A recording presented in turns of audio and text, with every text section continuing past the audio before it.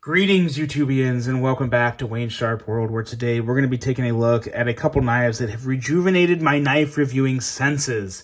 Yes, if you guys have heard, like I said earlier this week, sometimes you get caught up in that blah mode. Yesterday, you saw my review of the Concept Goblin that I absolutely loved, and today it gets even a little bit better, where we're going to be taking a look at the Artisan Cutlery Sirius. Two different models, two of the three available versions of this model, let's say. And yeah, lots of good things to say, designed by one of my favorites in the industry. But before we get into all this, I want to let you guys know that today's episode is brought to you by White Mountain Knives. Be sure to check them out for all of your knife and EDC needs, and use this code right here, WSW10, for 10% off any order through White Mountain Knives.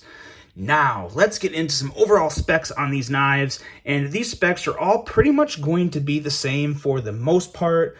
There will be some slight differences obvious in some things that you see and don't see on the others, and there'll be a little differences in materials, which will vary price. We'll cover all that right now, starting with the overall length coming in at 8.04 inches, a blade length coming in at 3.54 inches with a cutting edge at 3.4-ish inches.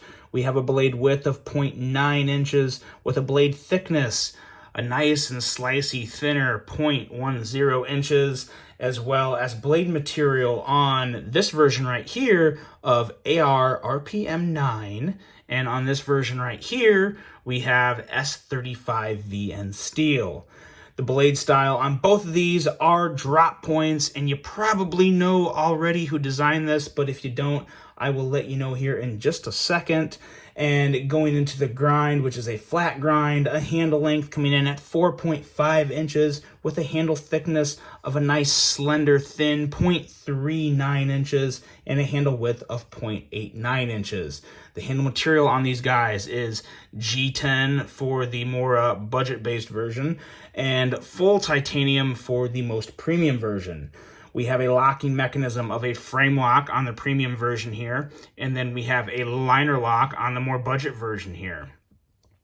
Going into the user, these are all right-hand tip-up only carry knives with a weight coming in at 3.18 ounces for the budget version and going up to only 3.35 ounces for the premium all-titanium version. Now, if you guys don't know, if you can't tell who the designer is, you saw it probably on the blade up here. This is a Ray Laconico design, and it is so good. I have a lot of things to say about Ray Laconico designs in this review, and I'll get to that when we get to the blade. But yes, this is the mastermind behind this design. And when it comes to the prices, so this is where I'll set this down here and kind of break things up, because there's three versions of this model at three different price points. First price point is what you see right here. This is $69.99. And what you get for that $70 is G10 with AR RPM 9 steel. You have thumb studs and you have a liner lock. Now, there is another version that I don't have on the table here that is also still available on White Mountain Knives that looks just like this, only it is S35 VN steel. It is micarta on both sides, and it is a liner lock with thumb studs, and that's coming in at $128.99. Last up, you have the premium version here. You have the all-titanium S35 VN frame lock with no thumb studs coming in at $199.99. So that's really the big difference, is obviously the materials, but then for some reason they didn't put the thumb stud on this one. I'm going to hit more on that as we move into the review of these knives, but there you go. I hope I did you well with that. I hope everything was clearly understood in terms of what is offered with this knife. And now let's take a look at some size comparisons here, because I have some pretty good knives to compare with these here. Well, you know what? Yeah, I'm going to just pull this aside for now, and we'll just have one here just for a little less clutter on the screen. How's that sound? Okay, so I have two rounds of comparisons here, a couple non-flippers, or a couple more traditional folding knives, and then two front flippers. Forget the traditional folding knife comment, that was stupid. Here is the Benchmade 940. And here is the Quiet Carry Waypoint. What I meant was to non-front flipping knives. I don't know why that was so hard for me to explain. But there you go, guys. As you can see, it lines up pretty well, actually very well with the 940, and just a little longer than the Quiet Carry Waypoint. But what you have here, what's very similar, and I'll hold them up so you can get a full-on view of them, is the actual width is very similar in these knives, of the handles primarily. That's what we're really looking at here, is just how the handle width, how they compare, how similar they are, to give you a good idea. It's really kind of a little about as wide as the 940, but with a little more curves and feel like the Waypoint without that little, not quite as big of a cutout up front. But as you can see, pretty good comparison there. And then we have two front flippers that are very much worth comparing to this, because they're definitely the two best examples I have. And I think if you put these two knives together, you would come dangerously close to this Sirius in terms of feel when deploying and just how it front flips out. First, you have the Kaiser Genie, which is also a very good comparison in overall size and length, as well as ergos to an extent.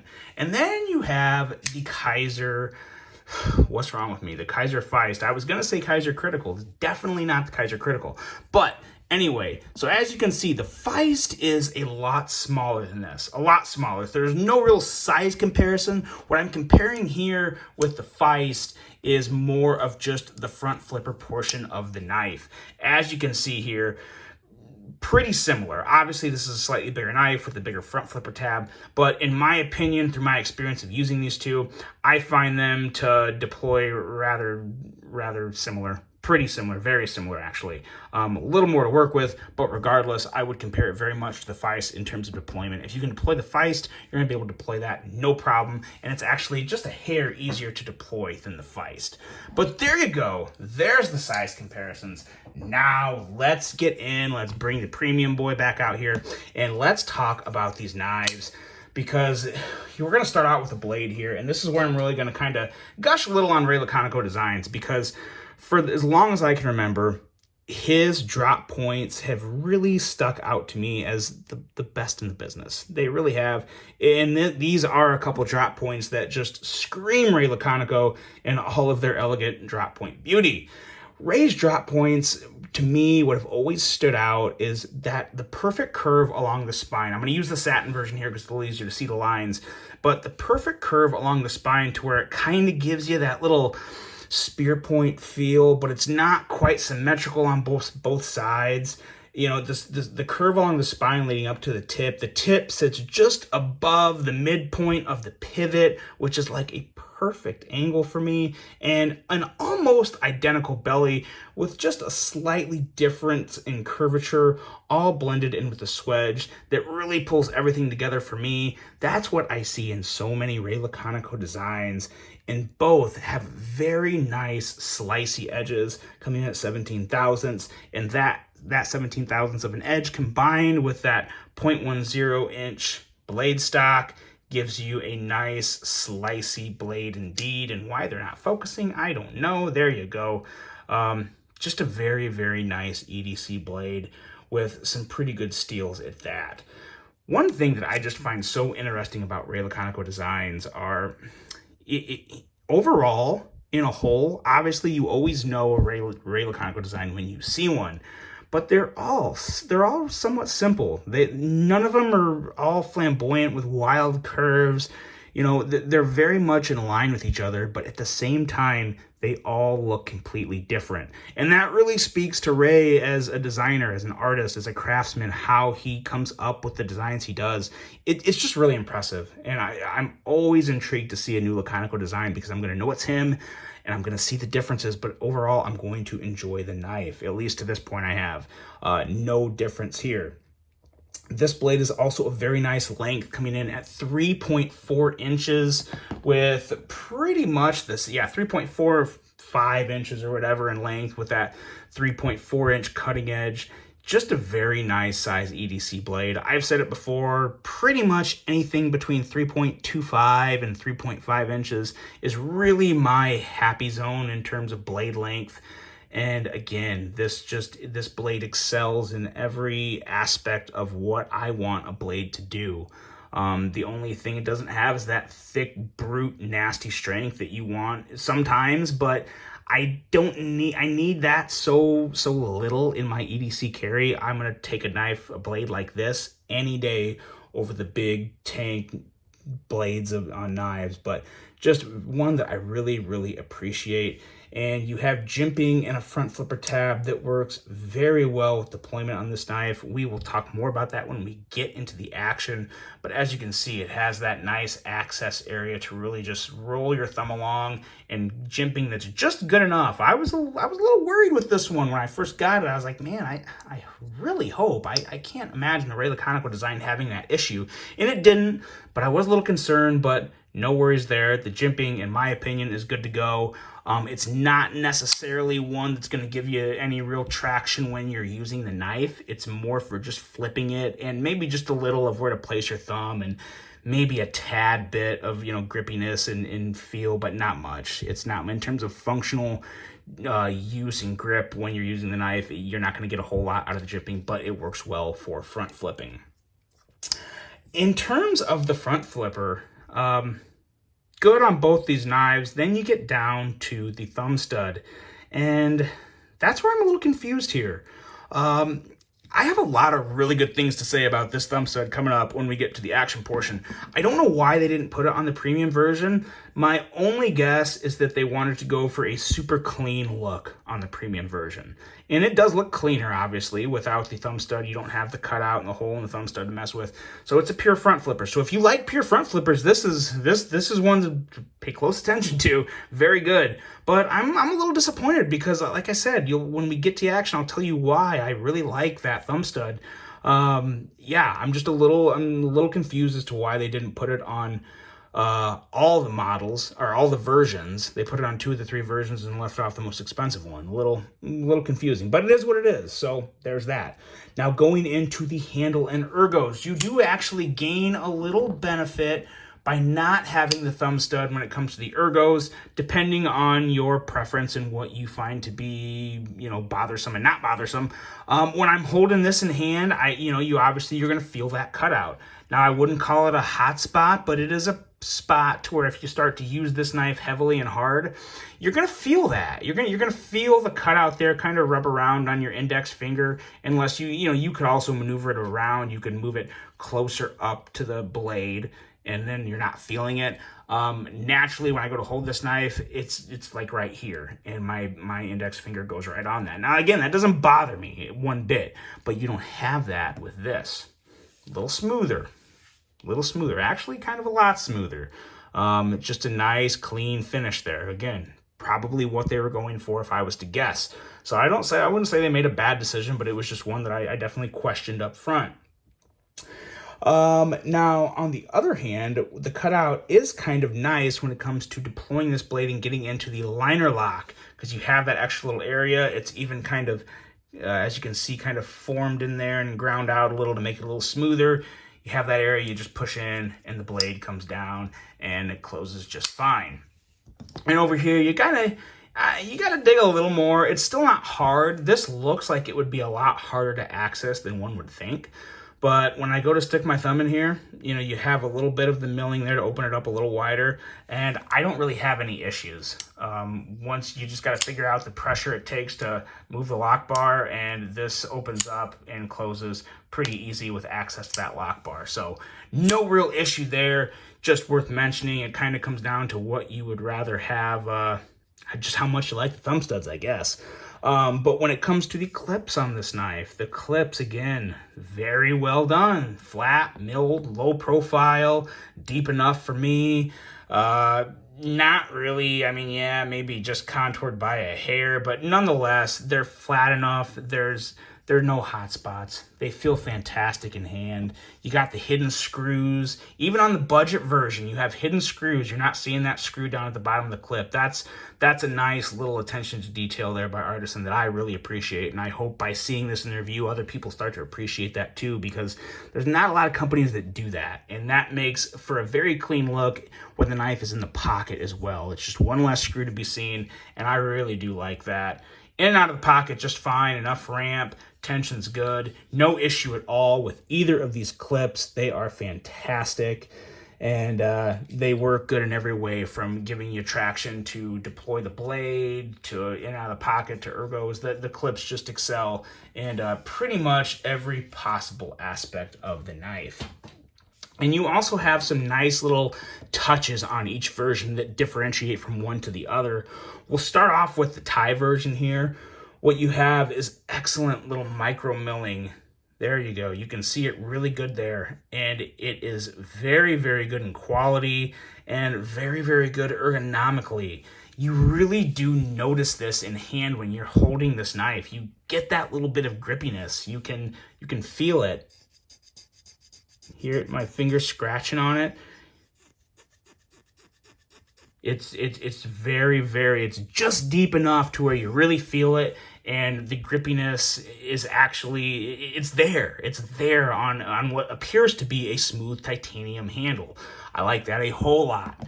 Then you get into the more budget version, the G10. You have that nice G10 that has kind of that wood grainy look, which I really like. And then you have this little pop here of copper looking. I don't know if this is true copper or if it's something else, but I'm willing to bet this is just a copper pivot, because or brass? No, it's got to be copper. It looks more copperish to me. So maybe that'll patina really well. I don't think this is anodized. Nonetheless, you have that nice little copperish pop around the pivot, and it really does work well on this knife. I love the copper and black look just as much as I like the brass and black look, in all honesty. I don't really have a preference. It just happens to be copper on this one, and I like it. I like it a lot. It really helps separate the knives, especially when there's so many differences, and it just gives it that extra little flair that it wouldn't have without it. So I really do like that. Now, going into the action, there's no way to not say the action on both of these are fantastic. This is a little easier to talk about, so we'll go with this one first. It's a very smooth Ray front flipper, guys. I mean, if you've handled a Ray Laconico front flipper, you already know. I don't think I need to go into any detail, but you have where the relief for the lock bar is right here. That's an excellent spot for when you're holding this, just like this. Put your ring finger right in that little relief area. You got your pinky more towards the bottom. And to be honest, it doesn't really matter where these two fingers are. I usually do put my middle finger kind of bracing the blade or the handle over here, and just pops it right out. Very, very good, smooth action on this.